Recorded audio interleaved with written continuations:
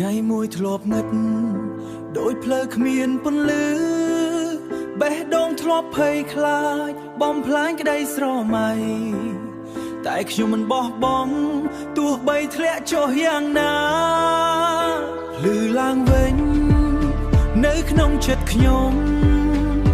សំឡេងមួយប្រាប់កុំឈប់ទៅសំឡេងមួយប្រាប់កុំឈប់ទៅខ្ញុំនឹងរស់ក្នុងក្តីសង្ឃឹមទោះថ្ងៃស្អែកនៅឆ្ងាយក៏ដោយជំហានតូចតូចនាំខ្ញុំទៅមុខជំហានតូចតូចនាំខ្ញុំទៅមុខមិនថាមានអ្វីខ្ញុំមិនចោះចាញ់ខ្ញុំនឹងជឿលើខ្លួនឯងពន្លឺនៅចុងផ្លូវកំពុងរងចាំទោះភ្លៀងធ្លាក់ខ្យល់បក់ខ្លាំងបេះដូងនេះនៅតែមានសង្ឃឹមរឿងអតីតកាលបង្រៀនខ្ញុំឲ្យរឹងមាំ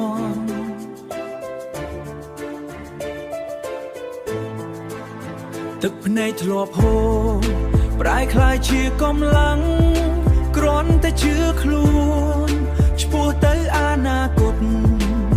ថ្ងៃថ្មីមកដល់ពន្លឺនឹងបញ្ចេញពីថ្ងៃដែលខ្ញុំធ្លាក់ដល់ថ្ងៃដែលខ្ញុំឈររាល់ស្នាមរបួសគឺលេខសិនមិនមែន error មិនមាន shortcut ទៅកាន់ជោគជ័យមានតែ hard work believe នៅក្នុងចិត្តខ្ញុំដើរលើផ្លូវដែលមិនសូវមានអ្នកជឿតែខ្ញុំជឿនិយាយថាมันអាចខ្ញុំប្រែវាអាចបដូរពាក្យ negative ទៅជា power នៅខ្ញុំច្បាស់ no fear no quit នេះជាច្បាប់ក្នុងចិត្តបារជ័យម្ដងបង្កើតខ្ញុំឲ្យកាន់តែ fit